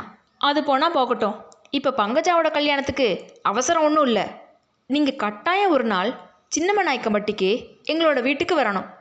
நீங்கள் செஞ்ச உதவிக்காக உங்களுக்கு ஒரு டீ பார்ட்டி கொடுக்க போகிறோம். எனக்கு டீ பிடிக்காது, சாப்பிட்டு பழக்கம் இல்லை, ஒரு நாள் எங்கேயோ சாப்பிட்டு மயக்கம் கூட வந்துருச்சு. டீ சாப்பிட்றது கட்டாயம் இல்லை, மோர் கொடுக்குறோம், சாப்பிட்லாம். அதை தவிர நீங்கள் அன்னைக்கு சினிமா பூராவும் பார்க்கல, ஒரு நாள் வந்து பார்க்கணும். வர்றேன், ஆனால் என்னை பின்னால் கொண்டு போய் உட்கார வச்சிடக்கூடாது. எங்கே இஷ்டமோ அங்கே உட்காரலாம், திரைக்கு பக்கத்தில் கூட உட்காரலாம் அப்படின்னா சரி. 3 பேரும் புறப்பட்டு போயிட்டாங்க. மற்ற 2 பேரும் ஏதோ பேசிட்டும் சிரிச்சிட்டும் போனாங்க. பங்கஜா மட்டும் செங்கோடனை திரும்பி திரும்பி பார்த்துட்டே போனான். செங்கோடன் தன்னோட மனசில் இருந்த தராசில் ஒரு தட்டில் குமாரி பங்கஜாவையும் இன்னொரு தட்டில் செம்பாவையும் வச்சு நிறுத்தி பார்த்தான். யார் அதிகம் யார் குறைவுன்றத அவனால் அவ்வளவு சுலபமாக நிர்ணயிக்க முடியலை. அத்தியாயம் 9. செம்பவளவள்ளியோட அப்பா சிவராமலிங்க கவுண்டர் ரொம்ப கண்டிப்பானவர். செம்பா அவரோட மூத்த பொண்ணுன்றதுனாலையும் அவரோட இஷ்டத்துக்காக இத்தனை நாளும் பொறுத்திருந்தார். இனிமேல் கண்டிப்பாக பொறுக்க முடியாதுன்னு அவரோட மனைவி கிட்ட சொன்னார். செங்கோட வந்து பொண்ணு கேட்க போகிறான்னு காத்திருந்தா செம்பா கண்ணியாகவே இருக்க வேண்டியது தான் அப்படின்னாரு. அவன் கேட்காட்டா என்ன, நீங்கள் தான் கூப்பிட்டு சொல்லுங்களேன், சிறு பிள்ளை தானே, தாயா தகப்பனா அவனுக்கு புத்தி சொல்கிறதுக்கு யார் இருக்காங்க அப்படின்னா செம்பாவோட அம்மா. அப்படி என்னத்துக்காக போய் அவன் காலில் விழணும்? நம்ம செம்பாவுக்கு மாப்பிள்ளை கிடைக்காமலா போகிறான்? இந்த பக்கத்துலேயே செழிப்பான வயல், காடு, வத்தாத கேணியும் செங்கோடனுக்கு இருக்குது. பணமும் சேர்த்து வச்சிருக்கான். இன்னும் எத்தனை நாளைக்கு அவன் காடும் பணமும் இருக்குமோ சந்தேகம்தான். கேட்டையா சங்கதிய? செங்கோடனுக்கு கெட்ட சகவாசம் ஏற்பட்டிருக்கு. சின்னமநாயக்கம்பட்டிக்கு யாரோ 2 ஆண் பிள்ளைகளும் ஒரு பெண் பிள்ளையும் வந்திருக்காங்க. அவங்க கெட்ட நடத்தக்காரங்க. அவங்களில் ஒருத்தன் எங்கேயோ கோஆப்ரேட்டிவ் சங்க பணத்தை களவாடிட்டு வந்துட்டானா. அவன் மேலே வாரண்ட் இருக்கிறதா கேள்வி. அதென்ன கோஆப்ரேட்டிவ்னு ஏதோ சொன்னீங்களே, அதெல்லாம் விளங்க சொல்ல இப்போ நேரம் இல்லை. பொது பணத்தை கையாடிட்டு வந்திருக்கான். அப்படிப்பட்ட மனுஷங்களோட செங்கோட சேர்ந்துட்டு 7-8 நாளாக திரியிறானா. இங்கே சோளமும் நெல்லும் காய் தான். எப்படி இருக்கு கதை? கொஞ்சம் கூட நல்லா இல்லை. நம்ம செங்கோடன் அந்த மாதிரி வழிக்கெல்லாம் போவான்னு யார் நினச்சது? நீங்கள் தான் கூப்பிட்டு புத்தி சொல்கிறது. இப்போது நாம் சொல்கிற புத்தி ஏறாது. அந்த காவாலி பயல்க செங்கோடனோட பணத்தை பிடுங்கிட்டு அவன் தலையில் கூளை கரைச்சிட்டு போன பின்னாடி தான் புத்தி வரும். அப்புறம் அவனுக்கு புத்தி வந்து தான் என்ன லாபம்? அதனால தான் அவனை விட்டுடலான்றேன். வேறு மாப்பிள்ளை கையில் வச்சுருக்கேன். நீ சம்மதம் கொடுக்க வேண்டியது தான். நான் சம்மதம் கொடுத்தா போதுமா? செம்பாவோட சம்மதம் வேணாமா? உன்னை யார் சம்மதம் கேட்குறாங்க? செம்பாவோட சம்மதத்தை தான் சொன்னேன். அவளுக்கு நீ புத்தி சொல்லி திருப்பணும். அப்படி யாரை வேறு மாப்பிள்ளை கையில் வச்சுருக்கீங்க? ஒரு போலீஸ்காரரு புதுசாக வந்திருக்காரு. ரொம்ப நல்ல மனுஷன். முதல் தாரம் செத்துப்போச்சு. புள்ளக்குட்டி கிடையாது. 2ஆம் தாரமாக கேட்குறாரு. வயசு அதிகம் ஆகலை. 35-40 தான் இருக்கும். 30 ரூபா சம்பளம். மேல் வருமானம் 100-200 கூட வரும். இதையெல்லாம் கேட்டுட்டு இருந்த கவுண்டரோட மகன் முத்துச்சாமி, அக்காவை போலீஸ்காரருக்கு கட்டி கொடுத்தா ரொம்ப நல்லது. அவரை கூட்டிகிட்டு வந்து இந்த ஊரில் எனக்கு பிடிக்காதவங்களையெல்லாம் 10 அடி முதுகில் வெளுக்க சொல்லுவேன். வாத்தியார் என்னை இனிமேல் தொட்டு அடித்தா போலீஸ்காரரை கூப்பிட்டு துப்பாக்கியால் சுட்டுட சொல்லுவேன். அக்கா நீ போலீஸ்காரரையே கட்டிக்க அப்படின்னா. எல்லாத்தையும் சமையல் அறையிலேருந்து கேட்டுட்டு இருந்த செம்பா வேகமாக நடந்து வந்து முத்துச்சாமியோட முதுகில் 4 அறை அரைஞ்சிட்டு திரும்பி போனான். பார்த்தீங்கல்ல உங்கள் மகளுக்கு வர்ற கோபத்தை? யாருக்கு என்ன கோபம் வந்தாலும் சரி, இன்னும் 3 நாள் பார்க்க போகிறேன். அதுக்குள்ளே செங்கோடை வந்து செம்பாவை கட்டி கொடுன்னு கேட்கணும். இல்லாட்டா போலீஸ்காரருக்கு வாக்கு கொடுத்துருவேன். அப்புறம் பிரம்மதேவனே வந்தால் கூட மாற்ற முடியாது அப்படின்னாரு சிவராமலிங்க கவுண்டர். ஒரு நாள் மாலை நேரத்தில் செங்கோட கவுண்டன் தன்னோட குடிசைக்கு பக்கத்தில் போட்டிருந்த வைக்கோல் கட்டில் மேலே உட்காந்துருந்தான். வானத்தில் நிலா, நட்சத்திரங்கள், பச்சை பசேல்னு சோள பயிர்கள், தென்னங்குருத்துகள் மீது விழுந்த நிலா கிரகணங்கள், இதெல்லாம் அழகாக இருந்தது. குயில்கள் பலமுறை பல்லவி பாடிச்சு. இது எல்லாமே அதிசயமோ அசாதாரணமோ ஒன்றுமே இல்லை. எப்பவும் போல தான் இருந்தது. ஆனால் செங்கோடனோட மனசில் மட்டும் ஒரு மாறுதல் இருந்தது. அது என்ன மாறுதல்? 7-8 நாட்களாக அவன் அந்த பட்டணத்து மனுஷங்கக்கிட்ட அதிகமாக பழகி வர்றது உண்மைதான். அவங்க ஒன்றும் அவ்வளோ பெரிய மனுஷங்க இல்லை, யோகியங்களாகவும் தோணலை. அந்த பொண்ணோட நடத்தையும் பேச்சும் கூட அவ்வளவா தனக்கு பிடிக்கல. அந்த பெண்ணோட நினப்பு தலைக்கு ஏறிடுச்சோ? செங்கோடனுக்கு ஒரு கேவலமான சந்தேகம் வந்தது. அவங்க அந்த பொருளை பற்றி பேசிட்டதை கேட்டதுண்டு. உண்மையாகவே அந்த பொருளில் எதையாவது ஒன்று அவங்க எனக்கு கொடுத்துட்டாங்களோ? இல்லாட்டா எனக்கு ஏன் அவ்வளவு சிரிப்பு வருது? பாட்டு பாடக்கூட அல்ல வருது. வீதியில் நடக்கும்போதே வானத்தில் மிதக்கிற மாதிரி ஏன் தோணுது? யாரையாவது பார்த்தா வாய் சம்மந்தமில்லாத வார்த்தைகளை ஏன் வளருது? தகாத பேச்சுன்னு மனசுக்கு தெரிஞ்சிருக்கும் போதே வாய் ஏன் அப்படி தாறுமாறாக வளருது? இது என்ன? தனக்கு என்ன வந்துருச்சு? எந்த படுகொலியை நோக்கி நான் போய்கிட்டு இருக்கேன்? பொய்மான் கரடு தன்னை வான்னு அழைச்சிட்டு உச்சியில் ஏற செஞ்சு கீழே ஒரே தள்ளா பிடிச்சி தள்ளுறது போல் ஏன் அடிக்கடி தோணுது? ஒருவேளை என்னோட மூளை அப்படி ஒன்றும் பிரமாதமான மூளை இல்லை, இருந்தாலும் இருக்கிற மூளையை சிதறிட்டு இருக்கோ? தனக்கு சித்தப்பிரமம் உண்டாயிடுமோ? பைத்தியக்கார ஆஸ்பத்திரியில் தன்னை அடைச்சிடுவாங்களோ? அப்படின்னா இந்த வயலோட கதி என்ன? நெல், பயிர், சோளப்பயிர் என்ன ஆகிறது? புதைச்சி வச்சிருக்கிற பணம் தான் என்ன ஆகிறது? ஆகா, அந்த மனுஷங்க தன்னோட குடிசைக்குள்ளே புகுந்து ஏன் அப்படியும் இப்படியும் பார்த்து திருன்னு விழிச்சாங்க? ஒருவேளை ஏதோ காலடி சத்தம் கேட்டோடனே செங்கோடம் திடுக்கிட்டு அங்கிட்டு இங்கிட்டு பார்த்தான். அவனை பார்த்து ரொம்ப சமீபமாக ஒரு உருவம் வந்துட்டு இருந்தது. அது ஒரு பெண் உருவம். செம்போலவள்ளி தான், வேற யாரு?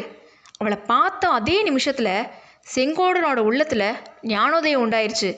வாழ்க்கைன்றது ஒரு பெரிய அலமோதிர ஏரி. அந்த ஏரி அல்லது காவேரி வெள்ளத்தில் தான் மூழ்கி போகாமல் தன்னை காப்பாற்றக்கூடிய தெப்பம் செம்பாதான். அவளை உடனே நான் இறுக்கமாக பற்றிக்கணும். கூடிய சீக்கிரத்தில் அவளை கல்யாணம் செஞ்சுக்கணும். தன்னோட பாலும் குடிசையில் அவள் விளக்கேற்றி வைப்பா. அவளால் தான் தனிமைன்ற சாபக்கேடு போகும். வீட்டுக்கும் வெள்ளாமைக்கும் அவளால் எவ்வளவோ நன்மை உண்டு. வா செம்பா வா. இது என்ன இத்தனை நேரம் கழிச்சு இருட்டிய பின்னாடி வந்திருக்க? அப்பா அம்மா கோவிச்சுக்க மாட்டாங்களா அப்படின்னா செங்கோடை. அதை கேட்ட செம்பா திரும்பி 10 அடி தூரம் நடந்து போய் தென்னங்கண்ணுக்கு சமீபமாக போய் நின்றுட்டா. இது என்ன இத்தனை தூரம் வந்துட்டு ஏன் போகிற அப்படின்னா செங்கோடை. சட்டுன்னு விமல் சத்தம் அவன் காதில் விழுந்தது. உடனே படபடப்பாக எழுந்து ஓடினான். செம்பாவை அன்போட கையை பிடிச்சி கூட்டிகிட்டு வந்து தான் உட்கார்ந்துருந்த வைக்கோற் பொதியில் அவளையும் உட்கார வச்சான். என் கண்மணி, உன் கண்ணில் கண்ணீர் வர்றதை நான் பார்த்து சகிக்க மாட்டேன் அப்படின்னு சொல்லி அவளோட கண்ணீரை தொடச்சான். என்னதான் விஷயம் சொல்லு, உன்னை உன் அப்பா வீட்டை விட்டு துரத்திட்டானா? செம்பா தேம்பிட்டே, அப்படி செஞ்சாதான் பரவாயில்லையே, என்ன கொன்று போட்டாலும் எனக்கு கவலை இல்லை, ஆனா அப்படின்னு தயங்கினா. ஆனால் வேறு என்ன, உன்னை எந்த பயல் கொல்ல துணிவா? உன் அப்பனா இருந்தாலும் முடியாது, நீ எனக்கு சொந்தமானவ. இப்படித்தான் நீ ரொம்ப நாளாக பேசிகிட்ருக்க. பேசி என்ன பிரயோஜனம்? பின்ன என்ன செய்ய சொல்கிற? நான் தான் இந்த வருஷம் கழியட்டும், வெள்ளாமல் வீட்டுக்கு வரட்டும், உடனே கல்யாணம் வச்சிடலான்னு சொன்னேனே. அதுவரையில் யார் காத்திருப்பாங்க? இன்னும் 3 நாளைக்குள்ளே நீ வந்து கல்யாண பேச்சை எடுக்காட்டா அப்பா என்னை வேற இடத்துல கல்யாணம் செஞ்சு கொடுத்துட போகிறாரு. மாப்பிள்ளை கூட பார்த்துட்டாரு. அது யார் அவன்? நான் காதலிச்ச பெண்ணை கல்யாணம் செஞ்சுக்க துணிஞ்சு வர்றவன். அவனுக்கு தலையில் கொம்பா முளைச்சிருக்கு. அவன் என்ன விக்ரமாதித்ய மகாராஜாவா அல்லது மதன காமராஜனா? அப்படிப்பட்ட யாரும் இல்லை. சின்னமநாயக்கம்பட்டியில் புதுசாக போலீஸ்கார ஐயா வந்திருக்காராம். அவர் என்னை கல்யாணம் செஞ்சுக்க கேட்குறாராம். பரிசத்துக்கு பணம் கொடுக்க கூட தயாராக இருக்காராம். செங்கோடன் திடுக்கிட்டு போனான். வேறு யாரோட பேராவது சொல்லியிருந்தா செங்கோடன் அவனை விட்டேனா பாரு, குத்திடுவேன் கொன்னுடுவேன்னு ஆர்ப்பாட்டம் செஞ்சுருப்பான். ஆனால் சிவப்பு தலைப்பாகக்காரனோடு யார் சண்டை போட முடியும்? அவனோட மனசில் உடனே ஒரு நிச்சயம் ஏற்பட்டுச்சு. அதை செம்பா, உன்னை இன்னொருத்தன் கட்டிக்க நான் விடுவேனா? காத்திருந்தவன் பெண்ணை நேற்று வந்தவன் கொண்டு போக நான் பார்த்துருப்பேனா? நாளைக்கே உங்கள் அப்பா கிட்ட போய் கேட்டுடுறேன். கல்யாணத்துக்கு தேதியும் வச்சுட்டு மறுகாரியம் பார்க்குறேன். நீ இல்லாமல் இனி ஒரு வினாடி கூட என்னால் உயிர் வாழ முடியாது அப்படின்னா செங்கோடன். 2 பேரும் கொஞ்ச நேரம் பேசிகிட்டு இருந்தாங்க. சட்டுன்னு செம்பா எழுந்து நின்னா. நான் இனியும் இங்கே இருக்கிறது நியாயம் இல்லை, வீட்டுக்கு ஓடணும். அப்பாவும் அம்மாவும் அம்மன் கோயிலுக்கு போன சமயம் பார்த்து வந்தேன். அவங்க திரும்பி வர்றதுக்குள்ளே நான் திரும்பி போகணும். செங்கோடன் தடுத்த போதிலும் அவ கேட்கல. அப்படின்னா நான் கொஞ்சம் தூரம் வந்து உன்னை ஊர் பக்கத்தில் கொண்டு வந்து விட்டுட்டு வர்றேன் அப்படின்னு செங்கோடனும் எழுந்தான். 2 பேரும் நெல்வயல் வரப்பு வழியாக நடக்க தொடங்கினாங்க. 10 அடி கூட அவங்க நடந்திருக்க மாட்டாங்க. ஐயோ அதோ பாரு அப்படின்னு செம்பா சுட்டி காட்டினான். அந்த திசையை செங்கோடனும் உத்து பார்த்தான். சோள கொள்ளையில் சலசலன்னு சத்தம் கேட்டுச்சு. முதல்ல ஒரு நாய் தென்பட்டுச்சு. அது லொல்லுன்னு குறைச்சி ஒரு தடவை பயங்கரமாக உருமிச்சு. அந்த நாய்க்கு பின்னால் சோளப்பயிருக்கு மேலே ஒரு போலீஸ்காரோட தலை தொப்பி தெரிஞ்சுது. அவரோட தோளில் சாத்தியிருந்த துப்பாக்கியோட மேல்முனையும் பயங்கரமாக இருந்தது. செம்பாவோட உடல் முழுதும் நடுங்குச்சு. செங்கோடனும் மனம் கலங்கினான். ஐயோ, இது என்ன எதிர்பாராத விபரீதமாக இருக்குது. இந்த போலீஸ்காரன் இங்கே எதுக்காக வர்றான்? ஒரு நொடி பொழுதில் செங்கோட கவுடனோட மனதில் பலவிதமான எண்ணங்கள் வந்து மோதிச்சு. அவனோட கால்கள் ரொம்பவும் தடுமாறுச்சு. அத்தியாயம் 10. செம்பா ரொம்ப கெட்டிக்கார பெண். அந்த நிலையில் என்ன செய்யணுன்றத உடனே முடிவு செஞ்சிட்டா. ஜாக்கிரதை, நான் சொன்னதையெல்லாம் ஞாபகம் வச்சுக்கோ அப்படின்னு சொல்லிட்டு பின்பக்கம் திரும்பி போய் வைக்கோற்கட்டுக்கு பின்னாடி போய் மறைஞ்சிக்கிட்டா. வேற எங்கேயோ பார்த்துட்டு இருந்த போலீஸ்காரரோட கவனத்தை நாயோட குறைப்பு சத்தம் செங்கோடன் நின்ன பக்கம் திருப்பிச்சு. கொஞ்சம் தூரத்துக்கு பின்னால் ஒரு பெண்ணோட உருவத்தோட நிழல் ஒரு கணம் தெரிஞ்சு உடனே மறைஞ்சிருச்சு. போலீஸ்காரன் தலைப்பாகையை கையில் எடுத்து தலையை சொரிஞ்சுட்டான். தொண்டையை ஒரு தடவை பலமாக கணச்சான். சி ராஸ்கல், சும்மாரு, உன் நாய் குணத்தை காட்டுறையே. திருடனை கண்டா பயந்து ஓடுவ, நம்ம ராஜா செங்கோட கவுண்டரை பார்த்துட்டு குறைக்கிறையே அப்படின்னா. நாயும் அவன் சொன்னதை தெரிஞ்சுக்கிட்டது போல குறைக்கிறத நிறுத்திடுச்சு. போலீஸ்காரன் செங்கோடன் பக்கத்தில் வந்துக்கிட்டே, நம்மளோட போலீஸ் டிபார்ட்மெண்ட்லேயும் நீ செய்கிற மாதிரி தான் வேலை செய்கிறாங்க, உன்னை எஸ்பியாவோ டிஎஸ்பியாவோ போடணும் அப்படின்னு முணுமுணுத்தான். தன்னுடைய சாமர்த்தியத்தை போலீஸ் இலாக்கா சரியாக தெரிஞ்சு பயன்படுத்தலேன்ற குறை அவனோட மனசில் ரொம்ப நாளாக இருக்குது. செங்கோடன் தான் நின்ன இடத்துலையே நின்றுட்டு இருந்தான். போலீஸ்காரன் அவன் பக்கத்தில் வந்ததும், யார் அது, செங்கோட கவுண்டம் போல இருக்கே அப்படின்னா. கொஞ்ச நாளாகவே செங்கோடனுக்கு பழைய சங்கோஜம் பயம் எல்லாம் போய் புதிய தைரியம் பிறந்திருந்தது. உங்களை பார்த்தா போலீஸ்காரர் போல இருக்கே அப்படின்னா. ஆடே அப்பா, கெட்டிக்காரனா இருக்கே, நான் போலீஸ்காரனை எப்படி கண்டுபிடிச்ச? அது என்ன கஷ்டம், உங்கள் உடுப்பை பார்த்தாலே தெரிந்து போகுது. உடுப்பை பார்த்து நம்பிடக்கூடாதப்பனே. இந்த காலத்தில் திருடன் கூட போலீஸ்காரன் உடுப்பை போட்டுட்டு வந்துடுறான். திருடனா?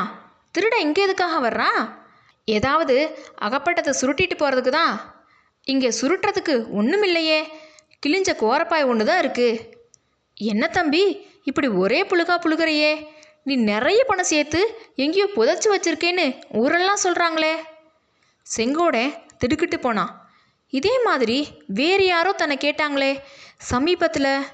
யார் கேட்டாங்க? அதுக்கு தான் சொன்ன பதில் என்ன? இதை நினச்சி பார்த்து ஞாபகப்படுத்தி கொள்ள முயற்சி செஞ்சான். ஆனால் ஞாபகத்துக்கு வரவே இல்லை. என்ன கவுண்டரே, ஏன் முழிச்சிட்டு நிற்கிறீங்க? ஊரார் சொல்கிறது உண்மைதான் போல இருக்கு. எத்தனை ரூபாய் புதைச்சி வச்சுருக்கீங்க? அதெல்லாம் சுத்த போய். ஊராருக்கு என்ன, வாயில் வந்ததை சொல்லுவாங்க. ஏழை குடியானவன்கிட்ட அவ்வளோ ரூபாய் ஏது புதைச்சி வைக்கிறதுக்கு? யாரோ கதை கட்டி விட்டுருக்காங்க. இப்படி செங்கோட சொல்லிகிட்டு இருக்கும்போதே அவரோட மனசுக்குள்ள, இந்த போலீஸ்காரோட வந்திருக்கிற நாயை போல் ஒரு நல்ல ஜாதி நாய் வளர்க்கணும் அப்படின்ற எண்ணம் தோணுச்சு. அது கிடக்கட்டும் தம்பி, ஊரார் என்ன சொன்னால் எனக்கு என்ன? அப்படியே உங்ககிட்ட நிறைய பணம் இருந்தால் எனக்கு தம்படி கொடுக்க போறியா என்ன அப்படின்னா போலீஸ்காரன். அப்படி சொல்லாதீங்க ஐயா, என்கிட்ட பணம் இருந்தால் ஒரு தம்படி என்ன 2 தம்படி கூட கொடுப்பேன். கையில் இல்லாத குறை தான். கையில் இல்லை, பூமியில் இருக்குது, அப்படி தானே? இது என்னடா வம்பு? நான் பணம் புதைச்சி வைக்கலேன்னு சத்தியம் செஞ்சால் கூட நம்ப மாட்டீங்க போல இருக்கே. அதை சொல்லப்பா, நீ பயிர் செய்கிறையே இந்த வளமான பூமியில் போட்டால் பணம் இருக்குன்னு சொன்னேன். அப்படி சொன்னீங்களா? அது கொஞ்சம் நிஜம்தான். ஆனால் இந்த பூமியிலேருந்து பணத்தை எடுக்கிறதுக்குள்ளே வாய்ப்பிராணன் தலைக்கு வந்துடுது. சுத்த வறண்ட பூமி. என்ன அப்படி சொல்கிற? உன் காட்டில் சோளப்பயிர் கருகருன்னு வளர்ந்துருக்கே. 6 அடி உயர ஆள் புகுந்தா கூட தெரியாது, அவ்வளவு உயரம். ஐயோ சாமி, கண்ணை போடுறீங்களே. கண்ணை போடலை, ஆனால் இந்த மூக்கை ஊர்லேயே வச்சுட்டு வந்திருக்கணும். வெங்காய குழம்போட வாசனை ஜம்முன்னு வருது அப்படின்னு சொல்லிட்டு போலீஸ்காரன் 2-3 தடவை பலமாக மூச்சை இழுத்து வாசனை பிடிச்சான். இருந்து சாப்பிட்டு போங்களேன் அப்படின்னா செங்கோடன். இன்னைக்கு எனக்கு வேறு இடத்துல சாப்பாடு. குடிசைக்குள்ளே வேறு யாராவது உண்டா? நீ தான் சமைச்சுக்கிறியா? என்னை தவிர இங்கே வேறு யாரும் இல்லை, நான் தனி ஆள் தான். அப்படி இருக்கக்கூடாது. சீக்கிரத்தில் யாராவது ஒரு பெண்ணை கட்டிக்கணும். நான் வரும்போது இங்கே உன்னோட நின்று யாரோ பேசிகிட்டு இருக்கல, அவசரமாக சோளக்குள்ளையில் புகுந்து போகலை? என்னங்க கதையாக இருக்குது? இங்கே ஒருத்தரும் இல்லையே. யாரோ சேலை கட்டின பெண் பிள்ளை மாதிரி தோணுச்சே. உங்களுக்கு ஏதோ சித்த பிரமை. இங்கே பெண் பிள்ளை யாரும் இல்லை. ஆமாம், இருந்தாலும் இருக்கலாம். கொஞ்ச நாளாக எனக்கு எங்கே பார்த்தாலும் செம்பவளவள்ளி நிற்கிறதாவே பிரம்ம உண்டாகுது. குப்பனாம்பட்டி சிவராம கவுண்டர் மகள் செம்பா இல்லை, அவளை நான் கல்யாணம் கட்டிக்க போகிறேன். அப்புறம் பாரு, 374ஆம் நம்பர் கான்ஸ்டபிள் கால் மேலே கால் போட்டுட்டு உட்காந்து அதிகாரம் பண்ணி சாப்பிட மாட்டாரா? அந்த போலீஸ்காரனை அங்கேயே கழுத்தை முறித்து கொண்டுடலாமான்னு செங்கோடனுக்கு ஆத்திரம் வந்தது.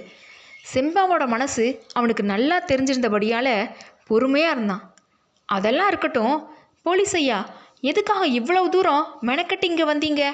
அதை சொல்லுங்க அப்படின்னா செங்கோடன்.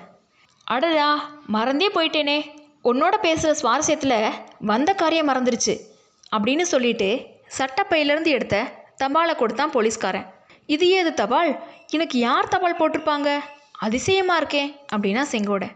கூடார சினிமாவில் உன் கன்னத்தில் அரைஞ்சாலே ஒரு பொண்ணு, குமாரி பங்கஜா, அவள் கொடுத்தா. சாலையில் பொய்மான் கரடு பக்கமாக நின்றுட்டு இருந்தா. நான் கொப்பனாம்பட்டி போகிறேன்னு சொன்னேன். இதை ராஜா செங்கோட கவுண்டர்கிட்ட கொடுத்துட்டு போங்க அப்படின்னா. பாவம், ஒரு பெண் பிள்ளை கெஞ்சி கேட்டுக்கும்போது மாட்டேன்னு எப்படி சொல்கிறது? சரின்னு வாங்கிட்டு வந்து கொடுத்தேன். நான் போகட்டுமா? கொஞ்சம் இருங்க, இந்த கடுதாசை வாசித்து காட்டிட்டு போங்க. என்ன தம்பி, உனக்கு படிக்க தெரியாதா? தெரியாமல் என்ன, 3ஆம் வகுப்பு வரை படிச்சிருக்கேன். அச்சு எழுத்து படிக்க தெரியும், கூட்டு எழுத்தாக இருந்தால் படிக்கிறது சிரமம். ஒருவேளை அந்த அம்மா இங்கிலீஷில் எழுதியிருந்தாலும் எழுதியிருப்பாங்க, எனக்கு இங்கிலீஷ் தெரியாது. இப்படி சொல்லிட்டே செங்கோடன் குடிசைக்கு பக்கத்தில் போய் வாசல் படிக்கு பக்கத்தில் வச்சுருந்த கரிக்கன் லாந்தரை எடுத்து பெருசாக தூண்டி விட்டு கடிதத்தை வாசித்தான். எழுத்து புரியும்படியாகவே எழுதியிருந்தது. அதனால் எழுத்துக்குட்டி சத்தமாக வாசித்தான். என் இதயத்தை கொள்ளை கொண்ட ராஜா செங்கோட கவுண்டர் அவர்களுக்கு, நான் பெரிய சங்கடத்திலும் அபாயத்திலும் சிக்கிக்கொண்டிருக்கிறேன். நாளை சாயங்காலம் கட்டாயம் வந்து என்னை சந்திக்கவும். நீங்கள் நாளை சாயங்காலம் வர தவறினால் அப்புறம் என்னை உயிரோடு காண முடியாது. இப்படிக்கு குமாரி பங்கஜா. இதை படித்தபோது செங்கோடனுக்கு வேர்த்து விறுவிறுத்துருச்சு. படித்து முடிச்சுட்டு போலீஸ்காரனோட முகத்தை பார்த்தான். போலீஸ்காரன் கண்ணை சிமிட்டிகிட்டே, பார்த்தியா, அதிர்ஷ்டம் உன்னை தேடிட்டு வருது அப்படின்னா. எனக்கு ஒன்றும் விளங்கலை. இதில் என்ன எழுதியிருக்கு? நீங்கள் ஒரு தடவை படித்து காட்டுங்க. விளங்காமல் என்ன இருக்குது? அதுதான் வெட்ட வெளிச்சமாக எழுதியிருக்கே அப்படின்னு சொல்லிட்டு போலீஸ்காரன் ஒரு தடவை படித்து காட்டினான். நீங்களே ஒரு யோசனை சொல்லுங்கள். இது நிஜமாக இருக்குமா? நான் போக வேணுமா? போய்த்தான் பாரேன் என்ன நடக்குதுன்னு. உன்னை கடிச்சா முழுங்கிட போகிறா? சரி, உங்கள் யோசனைப்படியே செய்கிறேன். ஆனால் உங்களை ஒன்று கேட்டுக்கிறேன். என்ன நீ 2 வேணுனாலும் கேட்கலாம். ஒன்று தான், அதுக்கு மேலே இல்லை. ராத்திரி கொப்பனாம்பட்டி கவுண்டர் வீட்டில் சாப்பிட போகிறீங்கல்ல, அங்கே என்னையும் இந்த குமாரி பங்கஜாவையும் பற்றி ஏதாவது கண்ணா பின்னான்னு பேசி வைக்காதீங்க. பேசுனா காரியம் கெட்டு போயிடும். அது என்ன? அப்படி என்ன காரியம் கெட்டு போயிடும்? உங்ககிட்ட சொல்கிறதுக்கு என்ன? அந்த வீட்டு பொண்ணு செம்பாவை நான் தான் கல்யாணம் செஞ்சுக்க போகிறேன். என்ன ஒரே போடா போடுறியே? நான் போட்டாலே ஒரே போடா தான் போடுறது, 2-3 போடுறதில்ல. செம்பாவுக்கும் எனக்கும் குறுக்க யார் வந்தாலும் அவன் ராவணனாகவே இருந்தாலும் சரி, ஒன்று அவன் சாகணும் அல்லது என் உயிர் போகணும். நான் சொல்ல வேண்டியதெல்லாம் சொல்லிட்டேன். அப்புறம் உங்கள் இஷ்டம். என் இஷ்டமும் இல்லை, உன் இஷ்டமும் இல்லை. அந்த பொண்ணு இஷ்டப்பட்டு யாரை, அதை பற்றி சந்தேகம் வேணாம். செம்பாவுக்கு என்னை கட்டிக்க தான் இஷ்டம். நீங்களே கேட்டுக்கலாம். கவுண்டரே, இதை முன்னமே சொல்லி தொலைக்கிறது தானே. சொல்லியிருந்தா நான் அந்த பொண்ணு பேச்சே எடுத்துக்க மாட்டேனே. செம்பாவோட அப்பா சொன்னார், மகளுக்கு இந்த வருஷம் அவசியம் கல்யாணம் செய்யணும்னு. உனக்கு அவளை கட்டிக்க இஷ்டம் இல்லைன்னு சொன்னார். நீயே கல்யாணம் செஞ்சுக்கிறதா இருந்தா இன்னைக்கு ராத்திரியே பெரிய கவுண்டர்கிட்ட சொல்லிடுறேன். போலீஸ்கார் ஐயா, நீங்கள் ஒன்றும் சொல்லாமல் சும்மா இருந்தால் அதுவே பெரிய உபகாரமாக இருக்கும். நாளைக்கு காலையில் நானே எல்லாம் சொல்லிக்கிறேன் அப்படின்னா செங்கோடன். போலீஸ்காரன் போன பின்னாடி குடிசுக்குள்ளே போய் லாந்தரை நல்லா தூண்டி விட்டு சுற்றியும் முற்றியும் பார்த்தான். ஒரு அடுப்பில் குழம்பு கொதிச்சு அடங்கியிருந்தது. இன்னும் ஒரு அடுப்பில் பழைய சாம்பல் குவிஞ்சிருந்தது. அந்த அடுப்பை உத்து பார்த்துட்டு, எப்படிப்பட்ட சித்திரகுப்தனாக இருந்தாலும் கண்டுபிடிக்க முடியாது, நாம் பயப்படுறது அனாவசியம் அப்படின்னு தனக்குள்ளேயே சொல்லிக்கிட்டான். ராத்திரி பாயில் படுத்த பின்னாடி செங்கோடரோட மனதில் பலவிதமான எண்ணங்கள் அலைமோதிட்டே இருந்தது. இதுக்கு மத்தியில் ஏதோ ஒரு முக்கியமான விஷயம் மறந்து போயிடுச்சு. அதை எப்படியாவது ஞாபகப்படுத்திக்கணும்னு ரொம்ப முயற்சி பண்ணான். ஆனால் எவ்வளவோ முயற்சி செஞ்சோம் அது ஞாபகத்துக்கு வராமலே தூங்கி போயிட்டான்.